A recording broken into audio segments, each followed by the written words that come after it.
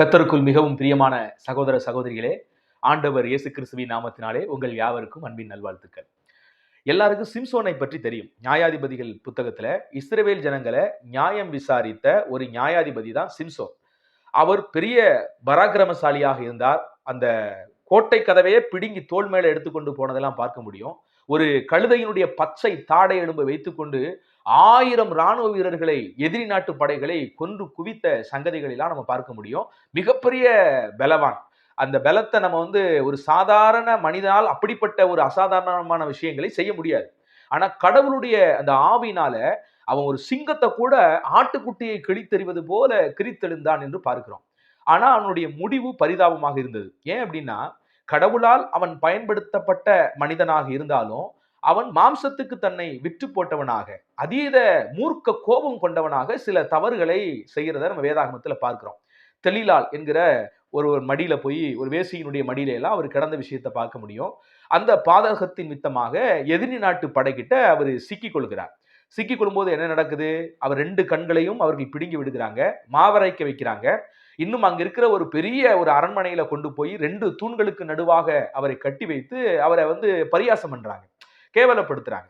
So அந்த சூழ்நிலையில என்ன நடக்குது? கடைசியாக ஆண்டவர்கிட்ட ஒரு பலன் கேட்கிறார். அதோடு அவர் சாப்டர் முடிய போகுது. எப்படி இருந்தாலும் அவர் மரிக்க போகிறார் அப்படிங்கிற ஒரு சூழல் இருக்கும்போது, கர்த்தரிடத்துல அந்த கடைசி நேரத்திலையும் எதிரிகளை அவர் வெல்ல வேண்டும், எதிரிகளை முறியடிக்க வேண்டும் என்கிற எண்ணத்தோடு கூட, இஸ்ரவேல் ஜனங்களை காக்க வேண்டும் என்கிற எண்ணத்தோடு கூட தேவனிடத்திலே பலன் கேட்கிறார். கர்த்தர் பலன் தருகிறார். அந்த 2 தூணையும் இடித்து தள்ளும் போது ஏராளமான ஜனங்கள் அந்த அரண்மனையிலே கூடியிருந்து இவரை பரிகசிக்கும்படி, அதாவது சிம்சோனை அவமானப்படுத்தும்படி வந்த எதிரி நாட்டில் உள்ள அத்தனை ஜனங்களும் சிம்சோனோடு கூட அங்க மரிக்கிறாங்க. அப்ப இந்த நிகழ்வை எடுத்துக்கொண்டு சில விஷயங்களை தவறில்லாத விஷயத்தை தவறு போல போற்றல் காமித்து மக்களை குழப்புகிற அல்லது மக்களை வஞ்சிக்கிற சில சைத்தானுடைய ஆவி பிடித்தவர்கள் இந்த செயலை செஞ்சுட்டு வர்றாங்க. அப்படிப்பட்டவர்கள் இதை ஒரு கொஸ்டினா வைப்பாங்க. என்ன கொஸ்டின் வைக்கிறாங்க பாருங்க, பைபிள்லயே சிம்சோன் அப்படிங்கிறவர் தற்கொலை தாக்குதல் செஞ்சிருக்கிறாரு அப்படிங்கிற மாதிரி அதை போர்ட்ரேட் பண்றாங்க. நல்லா கவனிங்க, ஒரு அறிவார்ந்து சிந்திக்கிறவங்க அதை தற்கொலை தாக்குதல் அப்படின்னு சொல்ல மாட்டாங்க. இப்ப உங்களுக்கே நான் ஒரு விஷயம் சொல்றேனே, ஒரு போர் வீரன் எதிரிகளை தன் நாட்டு மக்களை காப்பாற்றும்படி எதிரிகளோடு கூட போரிடுகிறார். எதிரிகள் சுற்றியும் ஒரு சூழல்ல அவங்க அதை சூழ்ந்தும் போது தன் உயிரையும் துச்சமாக மதித்து தான் உயிரோடு இருக்கிறக்குள்ள எதிரிகள்ல பலரையாவது கொன்றணும் அப்படிங்கிற முனைப்போடு கூட என்ன செய்யறாரு, தன்னுடைய போர்க்களத்திலே அவர் செயல்பட்டு எதிரிகளை வீழ்த்தி கொண்டிருக்கிறார். பல பேரை அந்த மரண தருவாயிலும் கூட சுட்டி வீழ்த்தி விட்டார். எதிரிகளின் ஒரு குண்டு துளைத்து அவர் அங்கே மரிக்கிறார். இத யாராவது போய் தற்கொலை தாக்குதல் அப்படின்னு சொல்லுவோமா? முதலாவது, தற்கொலை தாக்குதல்னா என்ன அர்த்தம்? இந்த உலகத்துல பல அப்பாவி மக்கள்ல பல சர்ச்சுகள்ல பாத்தீங்கன்னா குண்டு வைக்கிறாங்க. சிலர் தங்களுடைய மதத்தின் மேல ஒரு கண்மூடித்தனமான ஒரு வெறி பிடித்தவர்களாக என்ன செய்யறாங்கன்னா அப்பாவி மக்களை அப்படி கொன்றடிக்கிறது. அவங்க ஏதாவது போர்க்களத்துல இருந்திருப்பாங்களான்னு கேட்டா இல்ல. சாமானிய மக்கள் அவர்கள் தங்கள் தெய்வத்தை வழிபட போய் சர்ச்சில் என்ன செய்ய வழிபட்டு இருப்பாங்க. சர்ச்சுக்குள்ள குண்டை போட்டு அவங்களை எல்லாம் காலி பண்ணி விட்டுறது. பொதுமக்கள் எங்கேயாவது ஒரு பார்க்லயோ ஒரு இடத்துல இருப்பாங்க. அங்க போய் நின்றுட்டு என்ன பண்ணுதுன்னா, வெடிகுண்டு முழுக்கவும் உடம்புல கட்டிக்கிட்டு அங்க போய் கிளிக் பண்ணி தன்னோடு கூட ஏராளமான பொதுமக்கள், அப்பாவி மக்கள் அவங்களையெல்லாம் என்ன செய்து கொலை செய்யுது. இதைத்தான் தற்கொலை தாக்குதல் அப்படின்னு சொல்றாங்க. ஆனா ராணுவத்துல அங்கீகரிக்கப்பட்ட அரசு அதிகாரம் பெற்ற ராணுவத்துல பாத்தீங்கன்னா இந்த மாதிரி தற்கொலை விஷயங்கள், தற்கொலை தாக்குதல் விஷயங்கள் எல்லாம் நடைமுறையில் இல்லை. சில சீக்ரெட் மிஷன்ல முற்காலத்தில் அவைகளை செஞ்சதாக சில விவரங்கள் இருந்தாலும், ஆனா அனுமதிக்கப்பட்ட சட்ட ரீதியாக இப்படி சூசைட் மிஷன், அதாவது தன்னைத்தானே அழித்துக் கொண்டும் மற்றவர்களை கொன்று குவிக்கிற அப்படிப்பட்ட எந்த ஒரு விஷயமும் சட்ட ரீதியாக இல்லை. அப்ப ராணுவத்திலேயே இந்த மாதிரியான ஒரு விஷயங்கள் இல்லை. அப்ப ராணுவத்துல என்ன நடக்குது? எதிரி நாட்டை வீழ்த்த வரும்போது இவரும் சுடுபட்டு சாவதுங்கிறது இயற்கையான ஒண்ணுதான். நல்லா கவனிங்க, நாட்டை காப்பாற்ற வர்ற ஒவ்வொருத்தருமே பாத்தீங்கன்னா தங்க உயிரை பணயம் வச்சுதான் வர்றாங்க. அப்படி உயிரை பணயம் வைத்து தன் நாட்டை காக்கிறவர்களை அவங்கள தற்கொலை படை சார்ந்தவங்க அப்படின்னு சொல்றது ரொம்பவும் மட்டமான வார்த்தை. அது ரொம்ப அவங்கள கொச்சப்படுத்துற வார்த்தை. அவங்க மதிப்புமிக்க ஒரு நபர்களை அசிங்கப்படுத்துறதான ஒரு வார்த்தை தான் இந்த மாதிரியான வார்த்தை. அப்ப தயவு செய்து நாம் போர் வீரர்களை இப்படி தியாகம் செய்து மக்கள் உயிரை காப்பாற்றுகிறவர்களை நம்ம யாருமே தற்கொலை தாக்குதல் செஞ்சோம் அப்படின்னு சொல்றது இல்லை. நிச்சயமாக தற்கொலை தாக்குதல் அப்படிங்கிறது அது சட்ட ரீதியிலும் தப்பு, தேவனுக்கு விரோதமான ஒரு விஷயம். அதை கவனிச்சுக்கங்க. வேதாகமத்திலையும் எங்கேயுமே வந்து தன்னையும் அழித்துக்கிட்டு அவங்களையும் அழிச்சுக்கிட்டு வெடிகுண்டு போல செயல்பட்டாங்க அப்படின்லாம் எந்த இடத்துலையும் கிடையாது. ஆக மொத்தத்துல சிம்சோன் தற்கொலை தாக்குதல் அப்படின்லாம் செய்யல. அவருடைய வாழ்க்கை முடிய போது எதிரி கையில சிக்கிக்கிட்டாரு. எப்படி இருந்தாலும் அவரு மறிக்க போகிறார் அப்படிங்கிற விஷயத்துல தானும் ஒரு தவறு செஞ்சுதான் அந்த ஒரு விஷயத்துல நம்ம வந்து சிக்கிக்கிட்டோம் அப்படிங்கிற விஷயத்தை அவர் உணர்ந்து கடவுள்கிட்ட இறுதியா பலன் கேட்டு எதிரிகளை வீழ்த்துறாரு. தன்னுடைய முடிவையும் அதோடு அவர் வந்து முடிக்கிறார். ஸோ இதுதான் இருக்குதே ஒழிய இதை வந்து நம்ம தற்கொலை தாக்குதல் அப்படின்னு நம்ம சொல்லிவிட முடியாது. ரெண்டாவது, அவர் வந்து ஒருவேளை தற்கொலை பண்ணிக்கிட்டாரா அப்படிங்கிறதையும் நம்ம சொல்ல முடியாது. இப்ப தற்கொலை அப்படின்னா என்ன? தற்கொலைனா இந்த வாழ்க்கையை வெறுத்து போய் இனி நான் வாழ தகுதி இல்லை, ஒரு மன வேதனையில நம்பிக்கையற்ற ஒரு சூழ்நிலையில ஒருவர் எடுக்கிற முடிவு தான் தற்கொலை அப்படிங்கிறோம். சிம்சோன் வந்து அங்க ஒன்றும் அப்படிப்பட்ட முடிவெல்லாம் எடுத்து தன்னைத்தானே மாய்த்து கொள்ளும்படியாக அவர் அப்படி ஒன்றும் முடிவு எடுக்கல. அங்கு அவர் போர்க்களத்தில் இருக்கிறார். உண்மையை சொல்ல போனா சிம்சோன் என்பவர் ஒரு இஸ்ரேல் நாட்டினுடைய நியாயாதிபதி, போர் வீரர், ஏற்கனவே பல போர்களை பார்த்த போராடியவர். அவர் ஒரு மனுஷன் ஒரு சேனைக்கே சமம். அப்படிப்பட்ட ஒரு போர் வீரன் போர்க்களத்திலே உயிர் தியாகம் செய்து தன் நாட்டு ஜனங்களை காப்பாற்றும்படி எதிரி நாட்டு படர்களை வீழ்த்தினாரே ஒழிய அவர் வந்து தற்கொலை செய்து கொண்டதாக எல்லாம் நம்ம அதை கருத முடியாது. அப்படி கருதுறவங்க நிச்சயமாக சரியான சிந்தனையற்றவர்களாக, அறிவற்றவர்களாகத்தான் இருக்க முடியும். நல்லா கவனிங்க, நம்முடைய வாழ்க்கையில நம்முடைய உயிரை அழித்துக் கொள்வதற்கு யாருக்குமே ரைட்ஸ் இல்லை. அதனாலதான் அதுக்கு பேரை என்ன பேர் வச்சிருக்காங்கன்னு கேட்டீங்கன்னா தற்கொலை. அதுவும் ஒரு கொலை தான். என்ன, மற்றவனை குத்துவது, மற்றவனை அழிப்பது, காரணம் இல்லாமல் ஒருவனை கொள்வது எப்படி வந்து கொலை அப்படின்னு சொல்றோமோ, அது போல தனக்குத்தானே தீங்கு விளைவித்துக் கொண்டு தன்னைத்தானே அழித்துக் கொள்வதும் பார்த்தீங்கன்னா அதுவும் ஒரு கொலை தான். அப்ப நம்முடைய உயிரை நாம் எடுத்துக்கொள்வதற்கு நமக்கு எந்த அதிகாரமும் இல்லை. கடவுள் கொடுத்த வாழ்க்கை. இந்த வாழ்க்கையில நிறைய பிரச்சனைகள் வரலாம், போராட்டங்கள் வரலாம், தோத்து போனோங்கிற சூழல் கூட வரலாம். ஆனா நம்பிக்கையோடு கூட இன்னைக்கு தோத்தா என்னய்யா, நாளைக்கு ஜெயிக்க முடியுங்கிற நம்பிக்கையோடு கூட வாழ்க்கையை எதிர்நீச்சல் அடிச்சு போராடி வெற்றி பெற வேண்டுமே ஒழிய அவ்வளவுதான் முடிஞ்சு போச்சு அப்படின்னு தற்கொலைக்கு நேராக போவது மிகவும் தவறான ஒரு விஷயம். அது வந்து ஒரு கோழைத்தனத்தினுடைய அடையாளமாகத்தான் தற்கொலை இருக்கிறது. அதனால் பெரிய வீரன் வந்து தற்கொலை முடிவெல்லாம் சிம்சோன் அப்படி ஒன்றும் எடுக்கல. வேதாகமத்திலையும் வேதம் என்ன சொல்லுது, சாகிறவனுடைய சாவை அவர் விரும்புகிறது இல்லையா. அதனாலதான் எங்களுடைய நம்பிக்கை, கிறிஸ்தவ நம்பிக்கை என்ன, தற்கொலை செய்து கொள்ளுகிறவர்கள் தேவனுடைய ராஜ்யத்தை போக முடியாது என்று போதிப்போம்.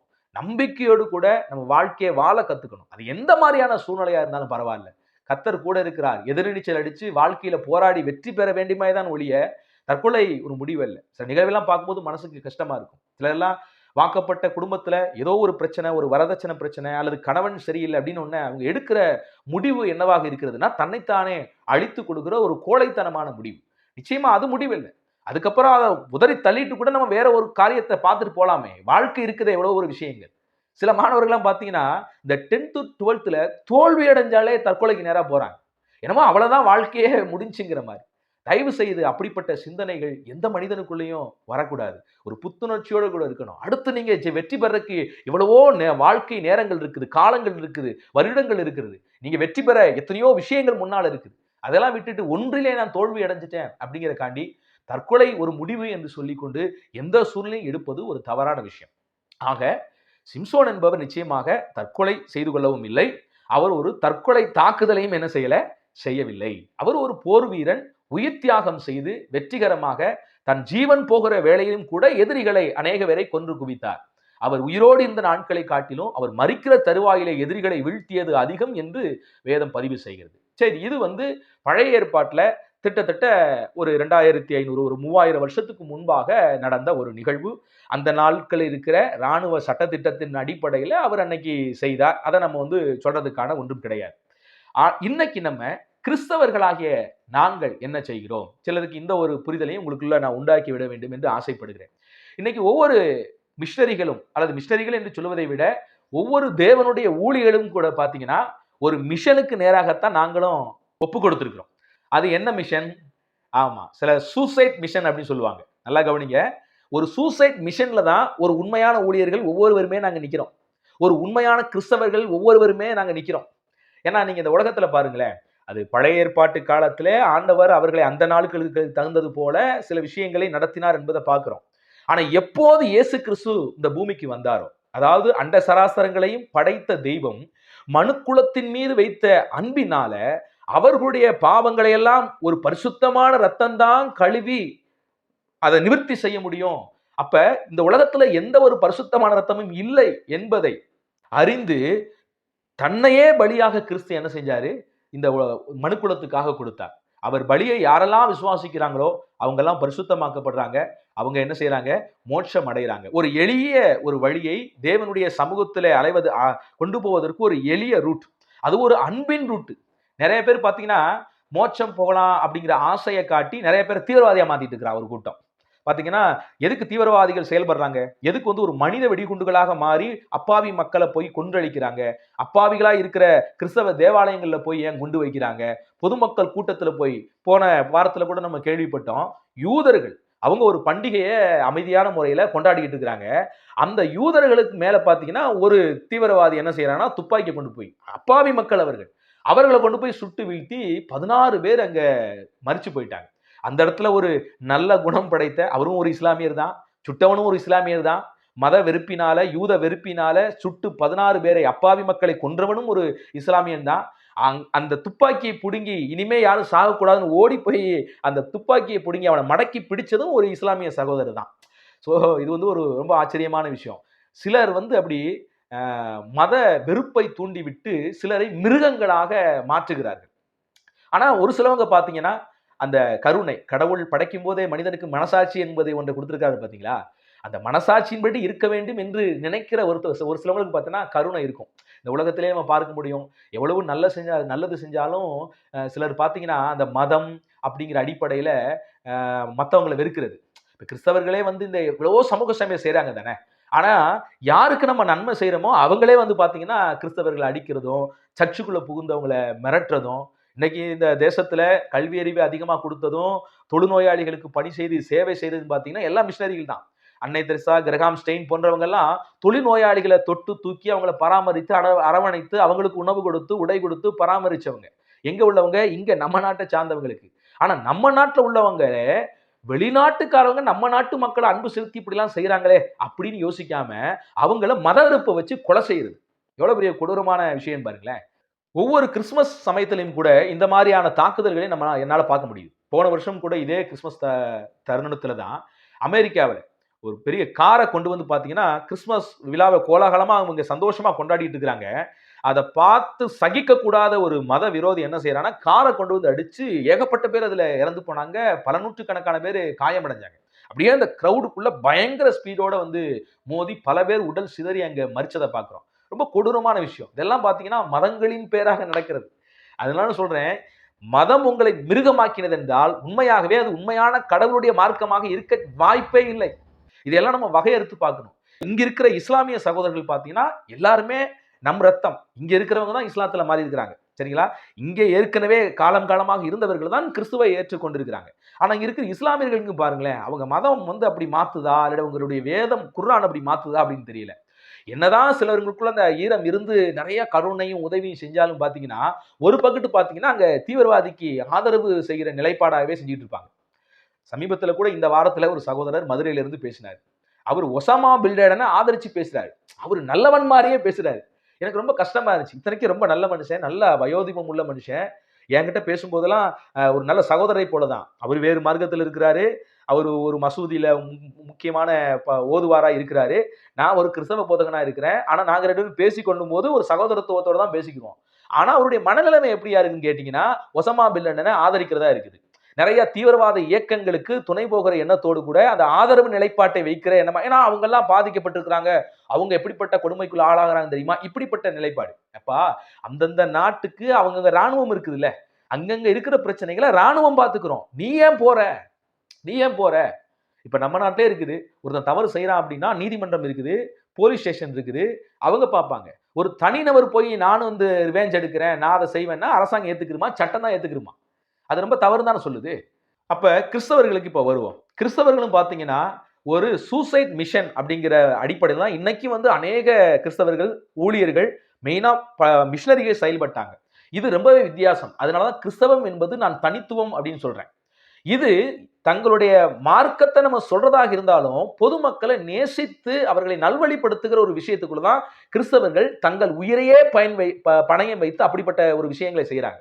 நீங்களே பாருங்களேன், ஜிம் எலியட் அப்படிங்கிறவங்க தென்னாப்பிரிக்கா தேசத்துல போறாங்க. அங்கு ஒரு இனக்குழு இருக்குது. இதை நான் சும்மா ஏதோ கதையா சொல்றேன்னு நினைச்சுக்கிறாதீங்க. வெப்சைட்ல போய் பாருங்க. நடந்த ஒரு சம்பவம்.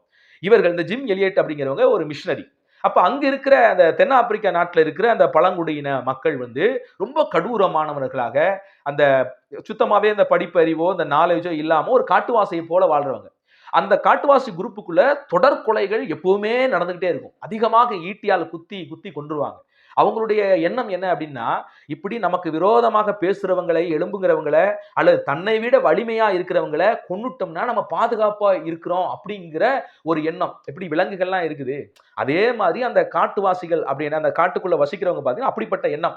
அடிக்கடி கொலைகள் நடக்கும். பெண்களுக்கு சுத்தமா சுதந்திரமே இல்ல. எப்ப வேணாலும் அவங்க உயிர் போகலாம் அப்படிங்கிற ஒரு சூழ்நிலையில இருக்கிற அந்த காட்டுவாசி கும்பலுக்குள்ள கிறிஸ்துவின் அன்பை கொண்டு போக இந்த ஜிம் எலியட் உள்ள போறாங்க. எப்படியோ உள்ள போய் கொஞ்சம் சில நாட்கள் அங்க சொல்ல முயற்சி பண்றாங்க. ஆனா அந்த மக்கள் தான் புதுசா யார் வந்தாலும் எதிரிகளை போல பார்க்கிற ஒரு பண்பு. நீங்க காடுகள்லாம் மிருகங்கள் தான் அப்படி செய்யும். ஏதோ ஒரு மிருகம் தெரியாதனமா உள்ள ஏதாவது ஒன்று என்ட்ரி ஆயிருச்சுன்னா இது என்ன செய்யும்னா அது நமக்கு பாதுகாப்புக்கு ஏதோ பங்கம் வருது போல நினைச்சிட்டு அந்த அந்த அந்த மிருகத்தை அடிச்சு கொல்றதுக்கு தான் முனைப்பாக இருக்கும். அதே போல இந்த காட்டுவாசியில உள்ள மக்கள் என்ன செய்யறாங்கன்னா கிறிஸ்துவின் அன்பை பகிர்ந்து கொள்ள வந்த அந்த ஜிம் எலியட் என்கிற மிஷனரியை குத்தி கொலை செய்கிறது. அவரோடு கூட சேர்ந்து ஒரு 3-4 வேற அவங்களும் தேவனுடைய ஊழியர்கள் அவர்களையும் குத்தி கொலை செய்யுது. கொன்று விட்டு போகுது. அவங்க மனைவி இதை அறியறாங்க. அவங்க தன் கணவன் இப்படிப்பட்ட ஒரு மிஷன் இதற்குள்ள போய் இப்படி அந்த மக்களை நல்வழிப்படுத்தணும், கிறிஸ்துவின் அன்பை கொடுத்து அவங்களுடைய வாழ்வை முறைமையை சரியாக மாற்ற வேண்டும் என்று போன தன்னுடைய கணவன் குத்தி கொலை செய்யப்பட்டு விட்டார் என்பதை அறிந்த அவங்க மனைவி திரும்பவும் இவர்களும் அதே காட்டுக்கு போறாங்க. இவங்களும் அதே காட்டுக்கு போய் பார்த்தீங்கன்னா அந்த மக்கள்கிட்ட கூட கொஞ்சம் கொஞ்சமா பழகி பேசி அவங்களுக்கு கூட அன்பு செலுத்தி அவங்களுக்கு சில விஷயங்களை கொடுத்து அதுக்கப்புறம் அவங்களுக்கு கொஞ்சம் கொஞ்சமா சில நல்ல பண்புகளை அவர்களுக்குள்ள விதைத்து அவர்களை மாற்றினாங்க. தன் கணவனை யார் கொலை செஞ்சாங்களோ அவங்களும் கூட கிறிஸ்துவின் அன்பை ஏற்றுக்கொண்டு இப்ப அந்த அந்த பகுதியில வாழ்கிற மக்கள் எல்லாம் பாத்தீங்கன்னா நல்ல ஒரு மனிதாபிமானத்தோட அன்பு நிறைந்தவர்களாக கருணை நிறைந்தவர்களாக மாறி இன்னைக்கு ஒரு மனிதனை போல வாழ்றாங்கன்னு கேட்டீங்கன்னா அது ஜிம் எலியட் என்கிற அந்த மிஷனரி அவருடைய ரத்த சாட்சி. அதற்கப்புறம் அவங்க மனைவியும் அதே கொலைகார கூட்டத்துக்குள்ள போய் என்ன செய்யறாங்க அங்கே ஊழியம் செய்து அவர்களை மாற்றினதனுடைய விளைவாக நடந்த ஒரு விஷயம். மற்றவர்கள் என்ன செய்யறாங்கன்னா மதத்தின் பெயரால தற்கொலை தாக்குதல் நடத்துறாங்க. ஆனா இவங்க என்ன செய்யறாங்கன்னா தன்னையே மாய்த்து கொண்டு மற்றவர்களை திருத்துவதற்கு முயற்சி செய்யறாங்க. எல்லா ஊழியர்களுக்கும் தெரியும் சில இடத்துக்கு போனா நமக்கு உயிருக்கு உத்தரவாதம் இல்லை அப்படிங்கிறது தெரியும். பவுலடிகளே ஆவியானவர் எருசலேமுக்கு போய் சொல்லுவார் பவுல. ஆனா பவுலுக்கு தெரியும் நம்ம எருசலேமுக்கு போனா நம்மளை கைது பண்ணுவாங்க, நம்மளை கொன்றுவாங்க அப்படிங்கிறது தெரியும். அந்த இடத்துல அழகா எழுதுவாரு, அங்கே போனால் எனக்கு கட்டுகளும் காவலும் ஒருவேளை நான் மரணிக்க கூட போக வேண்டியது தெரியும். ஆனா தேவன் என்னை அங்க நடத்துறார். அங்கு என் ஊழியத்தை நிறைவேற்ற வேண்டியது இருக்குது. அங்கு தேவனுக்கான திரளான மக்களை ஆதாயப்படுத்த வேண்டியது இருக்குது அப்படின்னு சொல்லிட்டு தன் உயிரை துச்சமாக வைத்து அவரே அங்கு போனார். நீங்க 12 அப்போஸ்தலருடைய வாழ்க்கையுமே பாத்தீங்கன்னா அவங்க மற்றவர்களுக்கு நன்மை செஞ்சாங்க, மற்றவருடைய கண்ணீரை துடைத்தாங்க, மற்றவருடைய வாழ்வாதாரங்களை உயர்த்தினாங்க, அவங்களுக்குள்ள கிறிஸ்துவின் கருணையும் அன்பையும் உபதேசித்து அவருடைய வாழ்க்கையை மாற்றினாங்க. ஆனா 12 அப்போஸ்தலருடைய வாழ்க்கையும் பாத்தீங்கன்னா ரத்த சாட்சியாக தேவனுக்காக மரித்தார்கள். இது ஒரு சூசைட் மிஷன் மாதிரிதான். ஆனா என்ன ஒண்ணு, மற்றவர்கள் தங்களுடைய மதத்தின் மேல வெறி கொண்டு மற்றவர்களை கொன்னு தங்கள் மதத்தை காப்பாற்ற வேண்டும் என்று இங்க நினைக்கிறாங்க. இது எல்லாத்துட்டையும் இருக்குது. இன்னைக்கு இங்கேயும் பாருங்க சில ஆர்எஸ்எஸ் இயக்கங்கள், சன் பரிவாரங்கள் இப்படி போன்ற நிறைய பஜ்ரத் ஏகப்பட்ட இயக்கங்கள் இருக்குது. இதெல்லாம் பாருங்களேன், அவங்க பாட்டுக்கு கடவுளை தொழுது கொண்டிருப்பாங்க. அங்க போய் அவனை அடிக்கிறது, பாஸ்டர் மண்டையை உடைக்கிறது, அந்த சர்ச்சை இடிக்கிறது, இதே கேவலமான வேலை தான். இது ஒரு தீவிரவாத கும்பல். இப்ப நம்ம நாட்டுக்குள்ளேயும் இந்த தீவிரவாத கும்பல் இருக்குதான் இருக்குது. இவங்க அவங்கள தீவிரவாதின்னு சொல்லுவாங்க. ஆனா இவங்க இங்க தீவிரவாத இயக்கங்களை செஞ்சுட்டு இவங்களும் இதே வேலையா செஞ்சுட்டு இருக்காங்க. ஆனா கிறிஸ்தவம் இதிலே மாறுபட்டது. நாங்கள் எங்கள் உயிரை எங்கள் ஆண்டவருக்காக எங்களுடைய மிஷனுக்காக அர்ப்பணித்து மற்றவர்களை காப்பாற்றுமே ஒழிய மற்றவர்களை அழித்து விட்டு நாங்க காப்பாற்றப்படணும், அவங்களை கொண்டுட்டு நாங்க மட்டும் இருக்கணும் அப்படிங்கிறத நினைக்க மாட்டோம். அதுதான் கிறிஸ்தவத்தினுடைய தனித்துவம். ஏனென்றால் கிறிஸ்து அப்படிப்பட்டவர். மக்களுக்காக தன் ஜீவனையே அவர் கொடுத்தவர். தன்னைத்தானே அவர் சிலுவையில அழித்து கொண்டு அதை விசுவாசிக்கிற ஒவ்வொரு மக்களுக்கும் பாவ மன்னிப்பையும் மீட்பையும் ரட்சிப்பையும் அருளுதுனால கிறிஸ்தவம் என்பது ஒரு வெளியேற பெற்ற மார்க்கம், ஒரு தனித்துவமான மார்க்கம். அதனாலதான் இதுல ஈர்க்கப்பட்டு நான் இன்றைக்கு இந்த ஊழியனாக இருக்கிறேன். இதே போல ஈர்க்கப்பட்டு எத்தனையோ மக்கள் இந்த கிறிஸ்தவத்துக்குள்ள இன்னைக்கு அன்பாளர்களாக இருக்கிறாங்க அப்படின்னா, கருணையோடு இருக்கிறாங்க அப்படின்னு கேட்டீங்கன்னா இந்த கிறிஸ்தவத்தினுடைய தனித்துவத்தை வச்சுதான். அதனாலதான் ஏராளமான பேர் கிறிஸ்துவை என்ன செய்யறாங்க, ஏற்றுக்கொண்டு இன்னைக்கு இந்த மார்க்கத்துக்குள்ள வர்றாங்க. இது வந்து ஒரு மதம் இல்ல. மதம் எப்பவுமே ஒரு ஒரு மனிதனை வந்து கொடூரனத்தான் மாத்தும். நான் சமீபத்துல கூட தந்தை பெரியாருடைய வாசகத்தை வாசிச்சேன். ஏன்னா அவர் ஏன் வந்து மதங்களை வெறுத்தாரு, ஏன் கடவுளை வெறுக்கிற ஒரு சூழ்நிலை வந்துச்சுன்னா, இங்க இருந்த மதங்கள் செஞ்ச சேட்டைகள் அந்த மாதிரி. மதத்தின் பெயரால சக மனுஷனை ஒடுக்குறதும், பெண்களை தீயில போட்டு கொளுத்துறதும், சின்ன குழந்தைகள்ல பெண் குழந்தை பிறந்துருச்சுன்னா கள்ளிப்பாலை ஊத்தி கொல்றதும், கடவுளுக்கு காணிக்கைன்னு சொல்லிட்டு கங்கை ஆத்துல குழந்தைய தூக்கி போட்டு வீசுறதும், இப்படிப்பட்ட விஷயங்கள் இங்க நிரம்பி இருந்ததுனால இதை பார்த்துதான் அவரு கடவுள் மேல வெறுப்படைகிறார். அவர் சொன்ன வார்த்தை நான் வாசிச்சேன். உண்மையே இது உண்மையான வார்த்தைகள். மதம் ஒரு மனிதனை மிருகமாக மாற்றும், ஜாதி ஒரு மனிதனை சாக்கடையாக மாற்றும் அப்படின்னு எழுதியிருப்பார். இது 100% உண்மை. அதே போல அவர் சொன்ன அதே வார்த்தைகள் தான் கிறிஸ்தவத்துல நாங்களும் உள்வாங்கி இருக்கிறோம். நாங்க மதத்தின் பேரால நாங்க யாரையும் வெறிகொண்டு அழிக்கிறவர்கள் அல்ல. ஜாதி என்கிற அந்த சாக்கடையை தூக்கி கொண்டு உண்மையான கிறிஸ்தவர்கள் அலைய மாட்டாங்க. ஆனா என்னன்னு தெரியல, பரிதாபத்துக்குரிய ஒரு நிலைமை இன்னைக்கு இருக்கிற நிறைய கிறிஸ்தவர்களுக்குள்ள இந்த சாதி என்னும் சாக்கடை ஓடிக்கிட்டு இருக்குது. மதங்களை விட்டு கடந்து கிறிஸ்துவின் அன்புக்குள்ள வந்தவங்க தங்களுடைய மதத்தில் இல்லாத ஜாதியை தூக்கி கொண்டு இன்னைக்கு முதுகுல சுமந்துட்டு அலைகிறாங்க. ஆனா இது ஒரு பெரிய சுமை. பரலோகம் போவதற்கு இது ஒரு பெரிய சுமை மூட்டை என்பதை அவர்கள் அறியாம இருக்கிறாங்க. கிறிஸ்டியான் மோட்ச பயணம் என்கிற ஒரு புத்தகத்துல அந்த கிறிஸ்டியான் இப்படித்தான் ஒரு பெரிய மூட்டையை, தூக்க முடியாத ஒரு பாவ மூட்டையை சுமந்துக்கிட்டே பல நாடுகளுக்கு போயிட்டு இருப்பாரு. அந்த மாதிரி இன்னைக்கு கிறிஸ்தவத்துக்குள்ள பரலோகம் போக முடியாம தடுக்கிற சாதி என்னும் சாக்கடையை தூக்கி தோல்ல மாட்டிக்கிட்டு இன்னைக்கு பல கிறிஸ்தவர்கள், சில ஊழியக்காரங்களும் ஓடிக்கிட்டு இருக்கிறாங்க. இதுல கண்டிப்பா கிறிஸ்தவர்களுக்குள்ளேயும் ஒரு பெரிய மாற்றம், இதிலிருந்து ஒரு எழுப்புதல் உருவாகணும். அதுதான் இந்த தேசத்தினுடைய ரட்சிப்புக்கும் அது காரணியாக இருக்கும். எனக்கு என்ன பெரிய வலியும் வேதனைன்னு கேட்டீங்கன்னா, இங்கு ஏற்கனவே ஒடுக்கப்பட்ட சமூகமாக இருந்த நபர்கள் கிறிஸ்துவை ஏற்றுக்கொண்டது மொத்தம் இன்னைக்கு வந்து நல்ல ஒரு முன்னேற்றம் அடைஞ்சு நல்ல வாழ்வியல்ல நல்ல ஒரு பொசிஷன்ல வந்திருக்கிறாங்க. ஆனா இவர்களே இந்த ஜாதியை தூக்கி வச்சுக்கிட்டு மற்றவர்களை தாழ்த்துகிற ஒரு விஷயத்தை, தங்கள் ஜாதி ஏதோ உயர்வானது, அதை வந்து ஒரு பெருமையாக பேசிக் கொள்கிற ஒரு விஷயத்தையும் நான் பல இடங்கள்ல பார்க்க முடியுது. ஊழியத்துக்கே பாத்தீங்கன்னா தங்கள் சாதிக்காரர்களை தான் மேடையில ஏற்றி பயன்படுத்துறது.